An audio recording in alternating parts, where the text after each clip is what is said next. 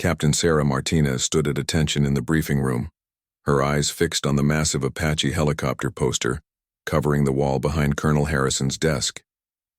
The morning sun cast long shadows through the windows of Fort Braxton, illuminating dust particles that danced in the air like her dreams seemed to be doing lately. "Request denied, Captain," Colonel Harrison said without looking up from his paperwork. His voice carried the weight of finality that Sarah had heard too many times before. "The Apache program isn't ready for female pilots. We've discussed this." Sarah's jaw tightened, but she maintained her composure. She had expected this response, but it still stung like a fresh wound. Around the room, her male colleagues avoided eye contact, some looking uncomfortable, others relieved they wouldn't have to compete with her for the coveted Apache slots. "Sir, with respect, my flight scores are in the top 5% of all candidates," Sarah said, her voice steady despite the frustration building inside her chest. "My performance evaluations consistently rate excellent across all categories." Colonel Harrison finally looked up, his gray eyes meeting hers with what seemed like practiced indifference. "Captain Martinez, this isn't about your abilities. It's about unit cohesion, practical considerations, and frankly, politics from higher up the chain. The Apache is our most advanced attack helicopter. We can't afford to take risks with experimental assignments." The word experimental hit Sarah like a physical blow. She had been flying helicopters for 8 years, had logged over 2,000 flight hours, and had served 2 tours overseas. Yet here she was, being treated like an untested rookie because of her gender. "I understand your disappointment," the colonel continued, shuffling his papers as if the conversation was already over. "But there are other opportunities for skilled pilots like yourself. Transport missions, medical evacuations, reconnaissance flights, all important work." Sarah felt her hands clench into fists behind her back. She had heard this speech before, from other commanders in other briefing rooms. Always the same message wrapped in different words. "You're good but not good enough for the real action." "Permission to speak freely, sir?" Sarah asked. Colonel Harrison sighed and leaned back in his chair. "Go ahead, Captain. I didn't join the military to fly safe missions, sir.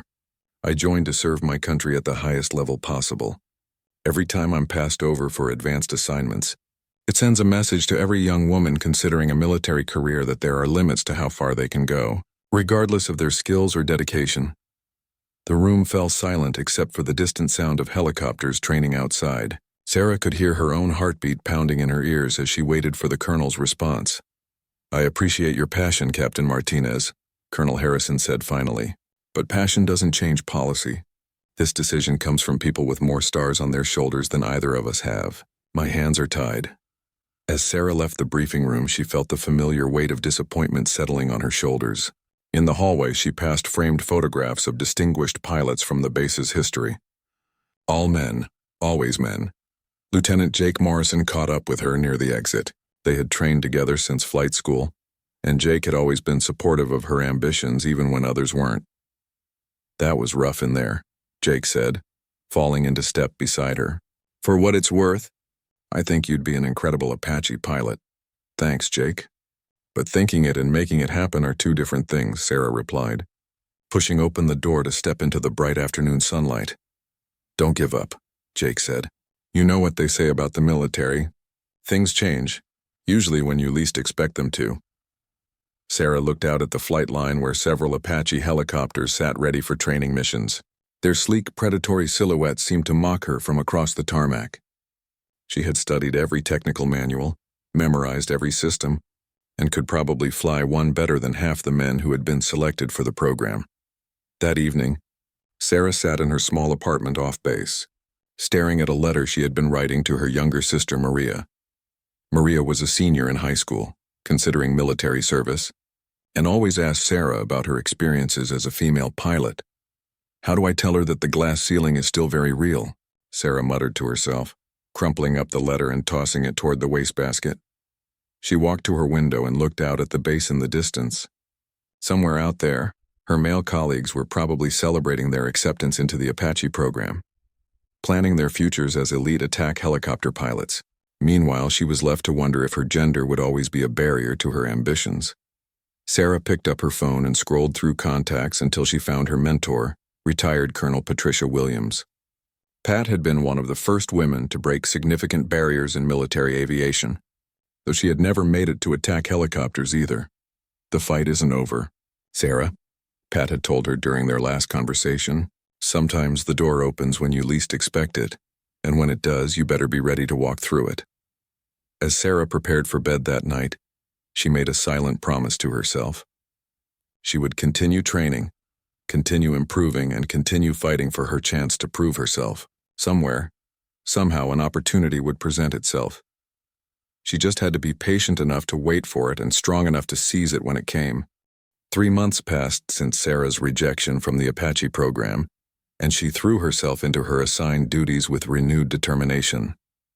Flying medical evacuation missions had given her a different perspective on military service, but the desire to pilot an Apache still burned inside her like an unquenched flame. The base was buzzing with unusual activity that Tuesday morning. Sarah noticed increased security, unfamiliar vehicles in the command parking area, and officers she didn't recognize walking around with serious expressions. "Something big was happening, did you hear?" Lieutenant Morrison approached her near the flight line, his voice filled with excitement and concern.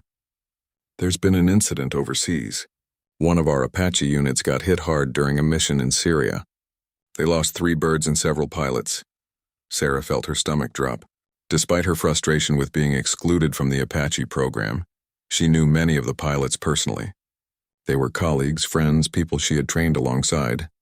"How bad?" she asked, though she wasn't sure she wanted to know the answer. "Bad enough that they're scrambling to find replacement crews," Jake replied. "Word is they might have to pull pilots from other bases, maybe even consider some of the candidates who didn't make the initial cut." That afternoon, Sarah was called to an emergency briefing. The room was packed with pilots from various units, including several women who, like her, had been excluded from Apache training. Colonel Harrison stood at the front, but beside him was a man Sarah didn't recognize, a stern-looking officer with eagles on his collar. "Ladies and gentlemen," Colonel Harrison began, "this is Colonel Robert Stone from Special Operations Command. He has an urgent message regarding current operational needs."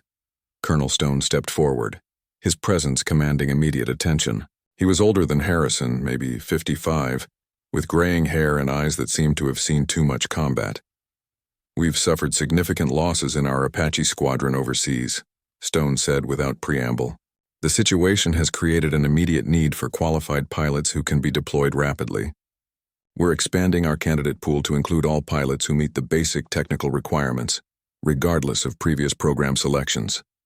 Sarah felt her heart rate increase. This was the opportunity she had been waiting for, born from tragedy, but an opportunity nonetheless. "The training will be accelerated and intensive," Stone continued. "We're talking about a 6-week crash course that normally takes 4 months. Only the most dedicated and skilled pilots will make it through. Anyone interested should submit their application by 1600 hours today." After the briefing, Sarah practically ran to her quarters to gather her flight records, performance evaluations, and recommendation letters. She had kept everything current, hoping for exactly this kind of chance. As she worked on her application, her phone rang. It was her sister Maria, now a freshman at the Air Force Academy. "Sarah, I heard about the casualties on the news," Maria said, her voice filled with concern. "Are you okay?" "I'm fine, Maria, but this might be my chance to finally get into the Apache program," Sarah explained, still typing furiously on her computer. "That's amazing. But are you sure you're ready for this? From what I've heard, those missions are incredibly dangerous." Sarah paused her typing and looked out her window at the Apache helicopters on the flight line. "Maria, I've been ready for this my entire career. The danger comes with the territory. If I don't take this chance, I might never get another one." "Then go for it," Maria said with conviction. "Show them what Martinez women are made of."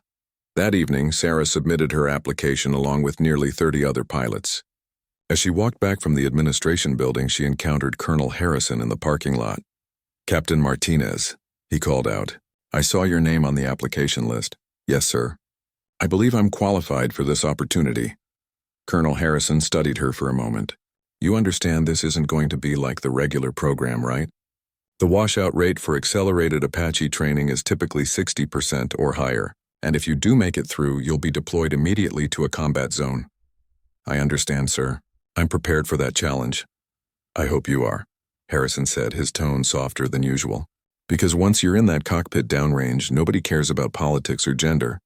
They only care about whether you can complete the mission and bring your crew home alive. That night, Sarah couldn't sleep. She spent hours reviewing Apache technical manuals, studying combat tactics, and mentally preparing herself for what was to come. She knew this was more than just flight training. It was her chance to prove that women belonged in every aspect of military aviation. The next morning brought news that would change everything. Sarah was among 15 pilots selected for the accelerated Apache program. But there was a catch. The training would be conducted at a different base, under the direct supervision of Colonel Stone himself. As Sarah packed her gear, she reflected on the journey that had brought her to this point. Every rejection, every disappointment, every moment of doubt had led to this opportunity. She wasn't just fighting for her own dreams anymore. She was fighting for every woman who would come after her. The transport helicopter that would take her to the training facility arrived just after dawn. As Sarah climbed aboard with her fellow candidates, she noticed that she was one of only 3 women in the group. The other 12 were men, most of whom she recognized as pilots who had originally been selected for Apache training before the casualties created new openings. During the flight, Sarah overheard 2 male pilots discussing her presence. "I can't believe they're letting women into the program now," one said. "This is supposed to be combat aviation, not some social experiment." "Maybe she'll wash out in the first week," the other replied. "Save everyone the trouble." Sarah kept her eyes forward and her expression neutral, but inside, her resolve hardened even further. She would show them exactly what she was capable of. The training facility at Fort Davidson was unlike anything Sarah had experienced. The Apache helicopters lined up on the tarmac looked like mechanical predators waiting to be unleashed. Everything about the place screamed elite, from the pristine maintenance hangars to the advanced simulation equipment that cost more than most people would see in a lifetime. Colonel Stone gathered the 15 candidates in a sparse briefing room on their first morning. The walls were covered with tactical charts, photos of Apache helicopters in combat, and a somber memorial wall displaying photos of pilots who had been killed in action. "Look around this room," Stone said, his voice cutting through the silence like a blade. "Statistically, only 6 of you will graduate from this program. Of those 6, perhaps 4 will survive their first year of combat operations. These aren't just numbers. They represent the reality of what you're volunteering for." Sarah felt a chill run down her spine, but she maintained her focus. Around her, she could see some of the male candidates shifting uncomfortably in their chairs. This wasn't the glamorous assignment many of them had imagined. "The Apache AH-64 is the most lethal attack helicopter ever built," Stone continued. "It can engage multiple targets simultaneously, operate in any weather condition, and deliver precision strikes from miles away. But it's only as good as the pilot flying it. Weak pilots get people killed." The first week was brutal. 18-hour days split between classroom instruction, simulator training, and physical conditioning. Sarah found herself learning weapon systems, target acquisition protocols, and combat maneuvering techniques that pushed her skills to their absolute limits. Captain David Chen, one of the male candidates who had been friendly during transport, approached Sarah after a particularly challenging simulator session. "How are you holding up?" he asked, genuine concern in his voice. "Same as everyone else," Sarah replied, toweling sweat from her forehead. "Taking it one day at a time. Some of the guys are saying the instructors are going harder on you because you're a woman," Chen said quietly, "trying to make you quit." Sarah had noticed the extra scrutiny, the questions that seemed more pointed when directed at her, the way instructors lingered longer when reviewing her performance. But she had expected this. "Maybe they are," she said. "But if I can't handle tough instructors, how am I going to handle enemy fire?" By the end of the first week, 3 candidates had washed out. 2 couldn't handle the simulator training, and 1 was removed for failing the written examinations. Sarah was relieved to still be in the program, but she knew the real test was just beginning. Week 2 brought actual flight training. The first time Sarah climbed into an Apache cockpit, she felt a mix of excitement and terror that she had never experienced before. The helicopter was massive, complex, and absolutely beautiful. Every switch, every display, every control surface represented years of engineering and millions of dollars in technology. Chief Warrant Officer Martinez, her primary flight instructor, was a 20-year veteran with more combat hours than anyone on the base. He was known for being tough but fair, and Sarah was grateful to be assigned to him. "Forget everything you think you know about flying helicopters," Martinez told her during their first lesson. "The Apache isn't just an aircraft, it's a weapon system. Every movement you make, every decision you take has to be precise. There's no room for error when people are shooting at you." Sarah's first actual flight in the Apache was overwhelming. The helicopter responded differently than anything she had flown before, requiring constant adjustment and absolute concentration. But by the end of the session, she was beginning to understand the machine's personality. "Not bad for a first-timer," Martinez said as they shut down the engines. "You've got good instincts, but instincts only get you so far. Tomorrow we start weapons training." That evening, Sarah called her mentor, Colonel Williams, to update her on the training progress. "How are the other candidates treating you?" Williams asked. "Mixed," Sarah replied honestly. "Some are supportive, others are clearly hoping I'll fail. A few seem to think I'm only here because of politics." "And how are you treating yourself? Are you second-guessing your abilities?" Sarah considered the question carefully. "No, ma'am. I know I belong here. Every challenge they throw at me just makes me more determined to succeed." "Good.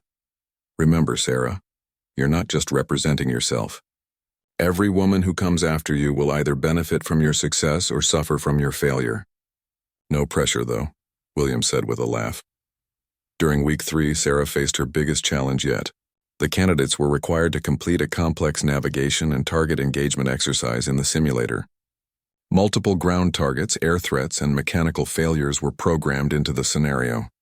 Sarah was the 7th candidate to attempt the exercise. She had watched 6 men before her, and 4 had failed to complete it successfully. As she strapped into the simulator, she could feel the weight of expectation from the instructors watching her performance. The exercise began smoothly. Sarah navigated through the virtual terrain, identified her targets, and began engagement procedures. But halfway through, the simulation threw multiple system failures at her simultaneously. Hydraulic problems, communication loss, and engine warning lights. For a moment, Sarah felt panic trying to creep in. The temptation was to rush to try to fix everything at once. Instead, she forced herself to slow down, prioritize the problems, and work through them systematically. She completed the exercise with a score that placed her 2nd among all candidates. As she climbed out of the simulator, she noticed Colonel Stone watching from the observation deck. He nodded slightly, the first sign of approval she had received from him. Later that day, Sarah overheard 2 instructors discussing her performance. "She's got something special," one said. "Cool under pressure, makes good decisions, doesn't let ego get in the way of learning." "Yeah, but can she handle real combat?" The other replied, "Simulators are one thing, but when people are actually trying to kill you, that's when you find out what someone is really made of." Sarah knew they were right. All the training in the world couldn't fully prepare someone for the reality of combat. But she also knew she was as ready as anyone could be. The only question now was whether she would get the chance to prove it. Week 4 of training brought live fire exercises, and Sarah could feel the tension ratcheting up among all the remaining candidates. Only 9 of the original 15 were left, and everyone knew that the final cuts would come soon. The sound of Apache helicopters firing rockets and chain guns echoed across the desert training range like thunder. Sarah's weapons instructor, Captain Reynolds, was a combat veteran who had survived 3 deployments and spoke about warfare with the detached precision of someone who had seen too much death. The Hellfire missile system can engage targets from 8 kilometers away, Reynolds explained as they stood beside an armed Apache. But accuracy depends on the pilot's ability to maintain target lock while maneuvering. Miss your shot and you've just told every enemy in the area exactly where you are. During her first live fire exercise, Sarah felt the Apache shudder as she launched her first Hellfire missile. The weapon streaked across the desert and obliterated its target in a massive explosion that sent debris flying hundreds of feet into the air. The power was intoxicating and terrifying at the same time. "Clean hit," Reynolds said through the intercom. "But notice how the helicopter wanted to drift after launch? That's the weight shift from losing the missile. You have to compensate immediately, or your next shot will be off target." Sarah completed the weapons training with scores that placed her in the top 3 candidates. But she noticed that Colonel Stone seemed increasingly distant. often studying her with an expression she couldn't read. During one afternoon briefing, she finally got an indication of what was troubling him. "Captain Martinez." "A word," Stone said after dismissing the other candidates. Sarah followed him to his office, a spartanly decorated space with maps covering most of the walls. Photos of military units were arranged on his desk, and Sarah noticed that one showed Stone as a much younger officer standing with a group of soldiers. "Your performance has been exemplary," Stone began, settling behind his desk. "Technically, you're ready for graduation, but I have concerns about your deployment assignment. Sir, if this is about my gender, it's not about your gender, Captain. It's about your experience." Stone leaned forward, his expression serious. "The unit you'd be joining has been through hell. They've lost friends, watched good pilots die, and they're operating in one of the most dangerous regions of Syria. They're not going to welcome an outsider easily, especially someone they might see as a replacement for their fallen comrades." Sarah felt a flash of frustration. "Colonel, with respect, every new pilot faces that challenge. I've read the after-action reports. I know what happened to the pilots who were killed, but I can't let their sacrifice be meaningless by avoiding the mission they died for." Stone studied her for a long moment. "Tell me about your previous combat experience." "I've flown medical evacuations in Afghanistan, sir. 12 months, 47 missions under fire. I've been shot at.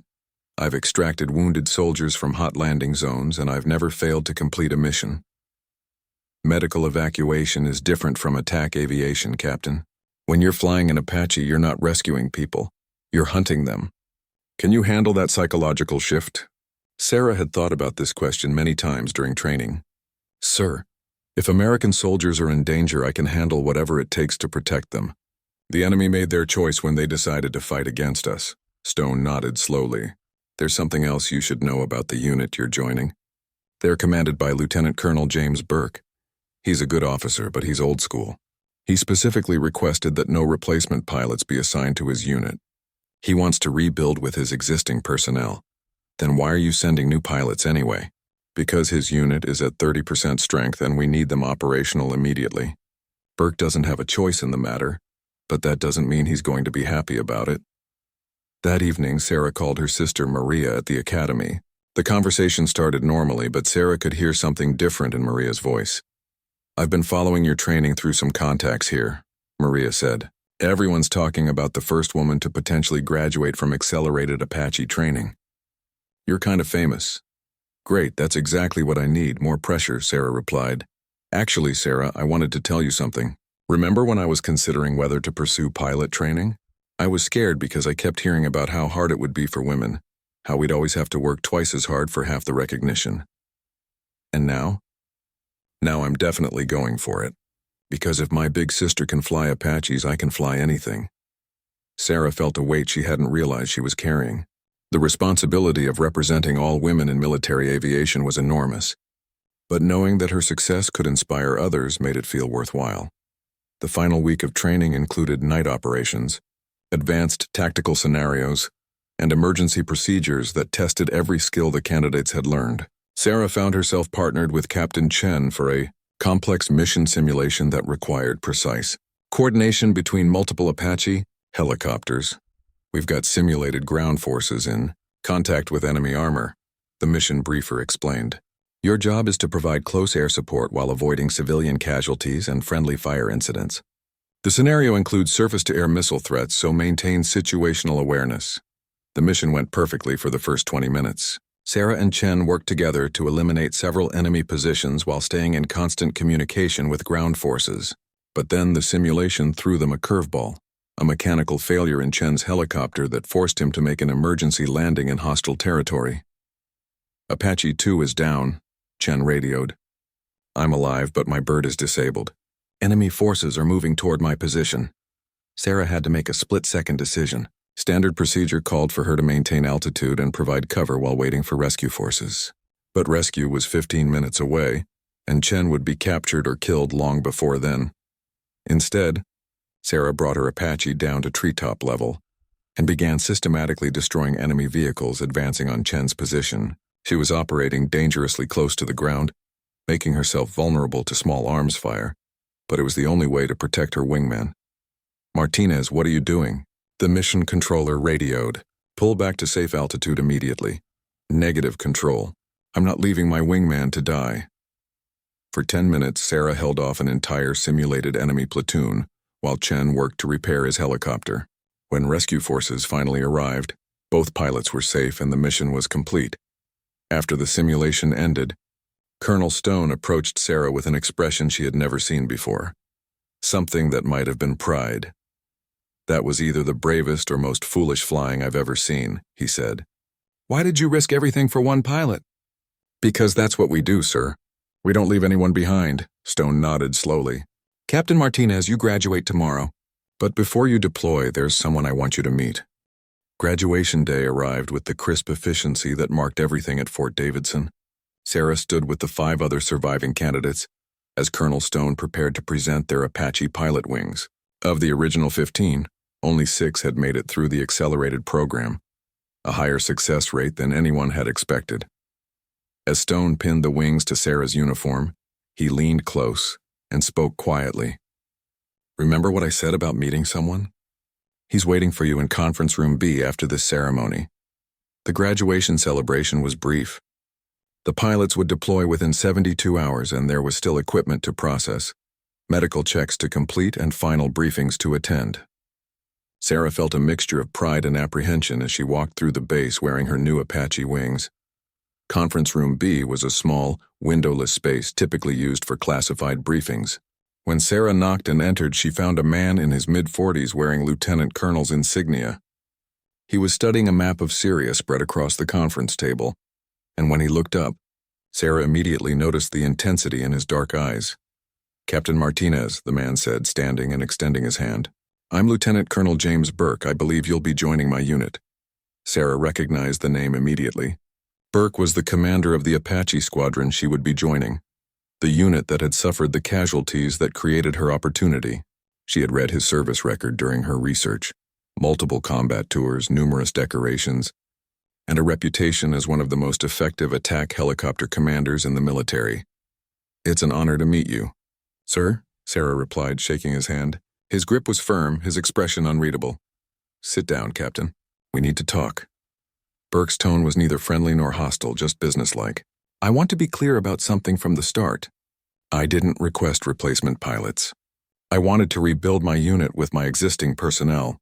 I understand, sir, but I'm here, and I'm ready to contribute whatever you need." Burke studied her for a moment, then returned his attention to the map. "Tell me about your previous combat experience." Sarah recounted her medical evacuation service in Afghanistan, but she could see that Burke was not particularly impressed.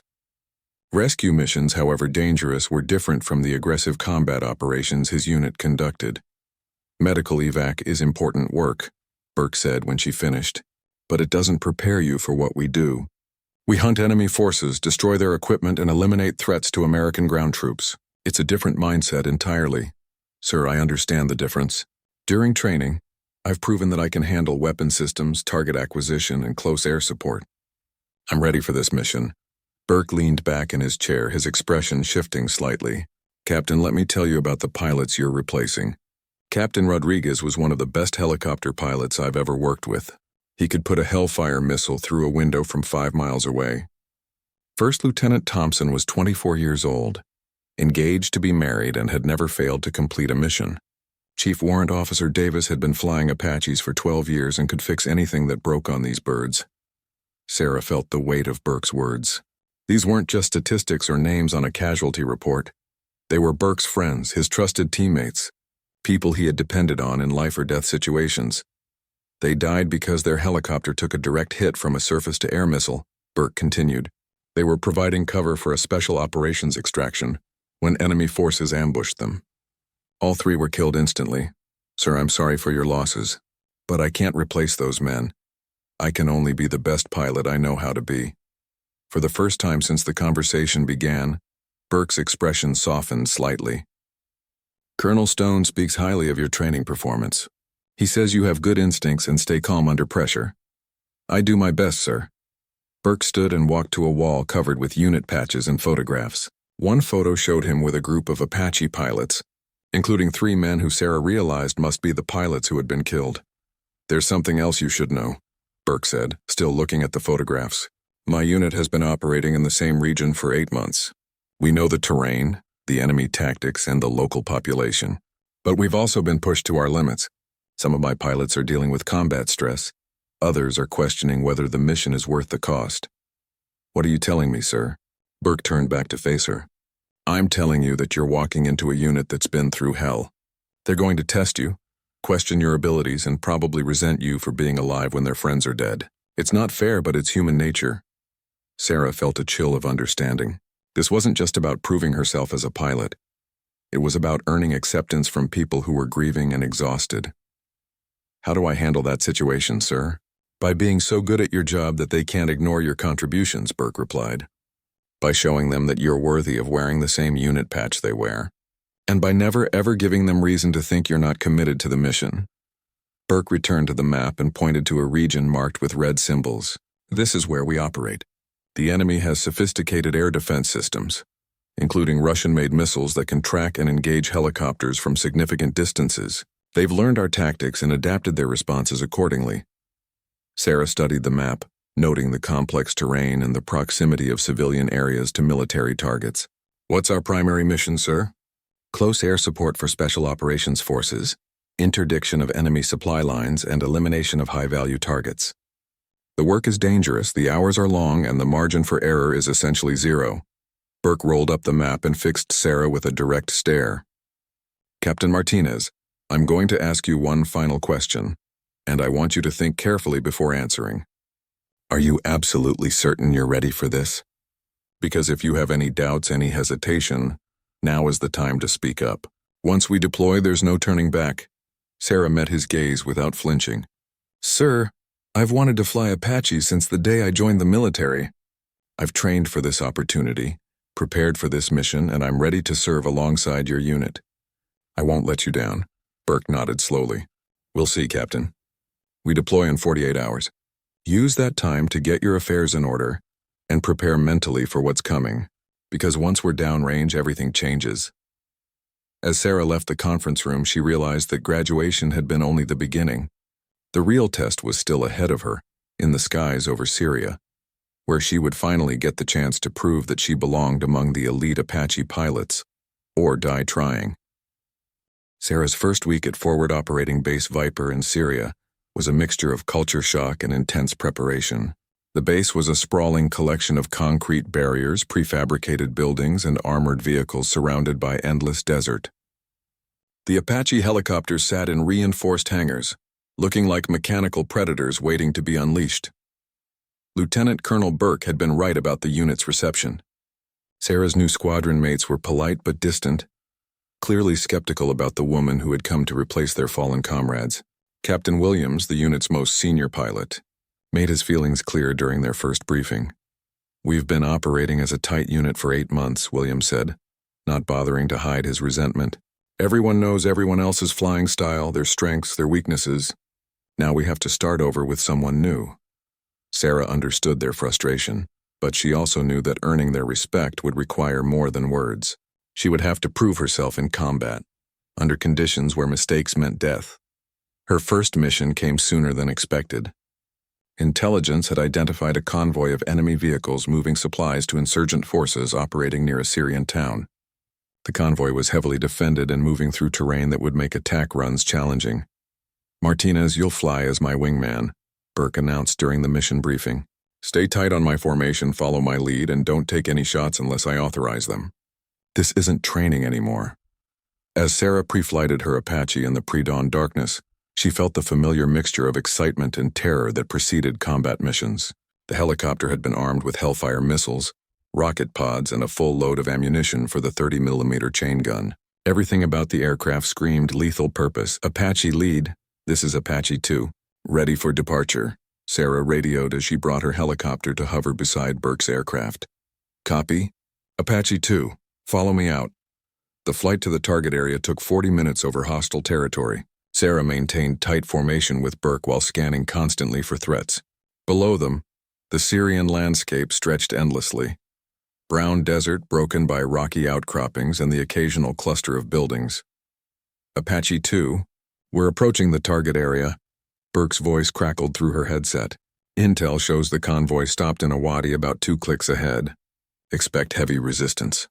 Sarah's targeting system began picking up heat signatures as they crested a low ridge. Through her display, she could see 6 military vehicles clustered in a dry riverbed, surrounded by defensive positions that hadn't been there in the intelligence photos. Apache lead. I'm seeing additional defensive positions, Sarah reported. Looks like they're expecting us. Confirmed Apache 2, this is a trap.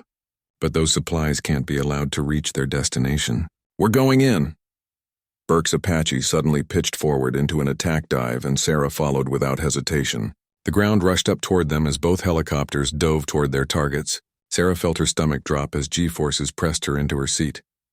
Engaging lead vehicle, Burke announced, and Sarah watched a Hellfire missile streak away from his helicopter. The explosion lit up the wadi like a sunrise, sending debris flying in all directions. Almost immediately, tracer rounds began reaching up toward them from hidden positions.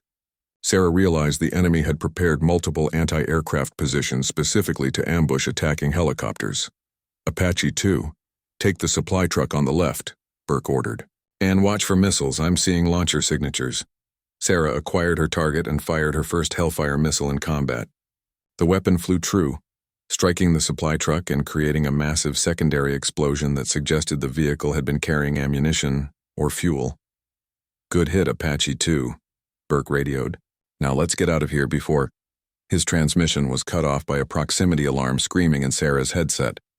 A surface-to-air missile was tracking her helicopter, and she had perhaps 3 seconds before impact. Sarah threw her Apache into the most violent evasive maneuver she had ever attempted, pulling maximum G-forces while dispensing chaff and flares. The missile streaked past her canopy so close she could see its exhaust trail. Apache 2, you've got more missiles inbound, Burke warned. We need to egress immediately. But as Sarah looked at her targeting display, she saw something that made her blood run cold. A group of heat signatures was moving away from the convoy site, and they were heading directly toward a small village visible on the horizon. Apache lead. I'm tracking personnel moving toward the civilian area, Sarah reported. If those are enemy fighters, they could take hostages or use the village as a shield. Burke's response was immediate and firm. Negative, Apache 2. We've completed our primary mission. We're leaving now. Sarah felt a moment of terrible clarity. She could follow orders and let potential threats escape to threaten civilians, or she could take action that might save innocent lives but would directly contradict her commander's instructions.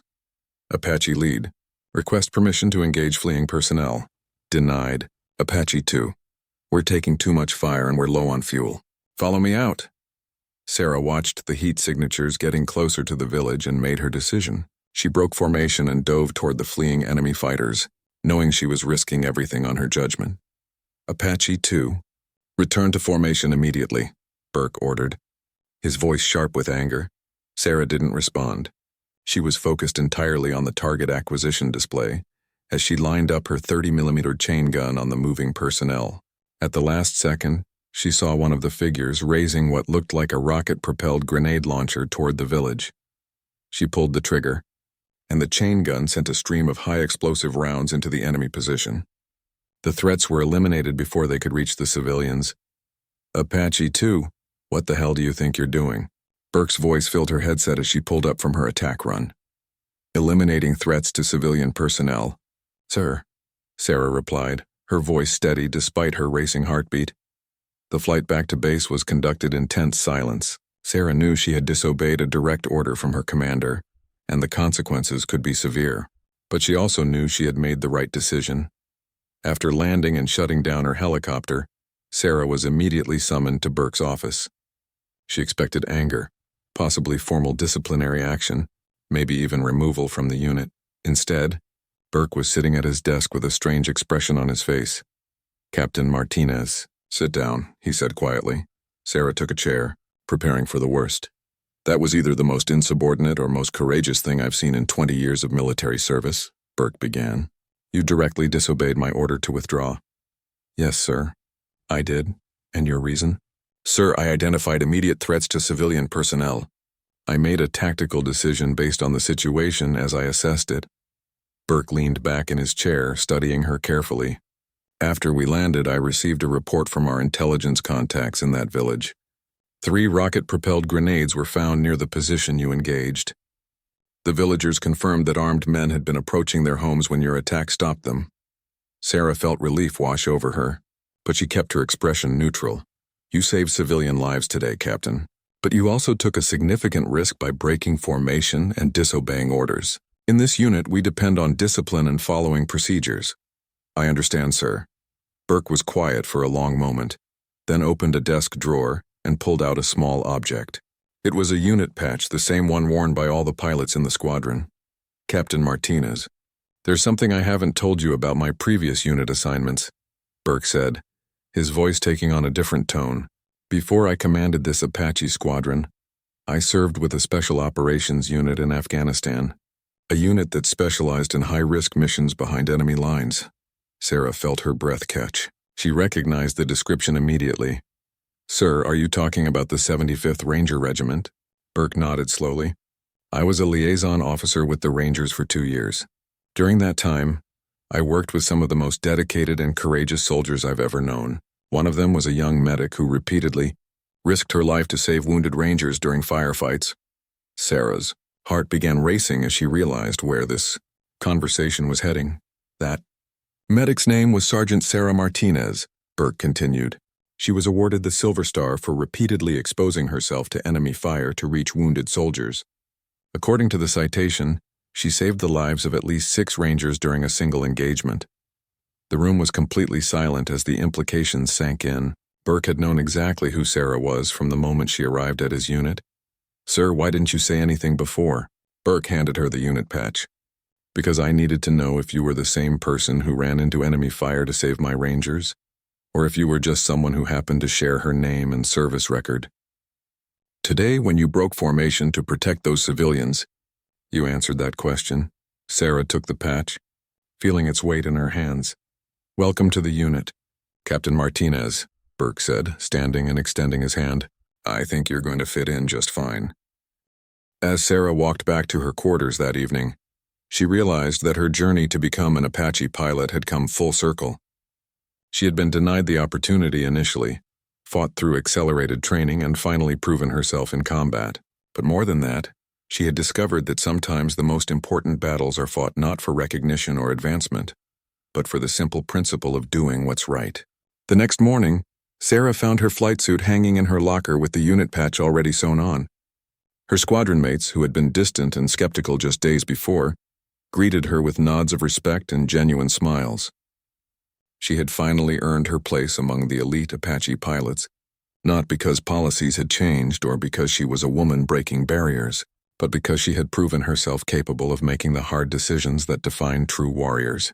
Sarah Martinez had become exactly what she had always dreamed of being, an Apache pilot worthy of the aircraft she flew and the unit she served with.